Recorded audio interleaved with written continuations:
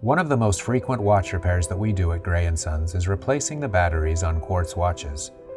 While changing the batteries on many household electronics is a rather straightforward thing, there are several important reasons why you should leave changing your watch battery to a professional watchmaker. Trying to open your watch with the wrong tools can lead to scratches and damage.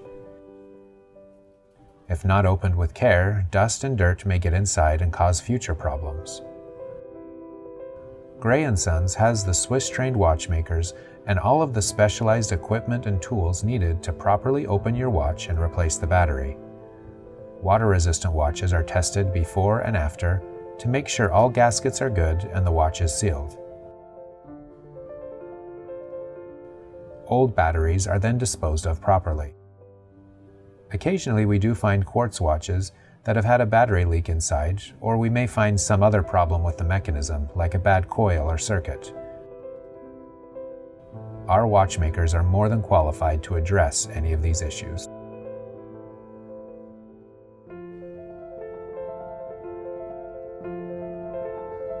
To learn more about us, visit us at grayandsons.com.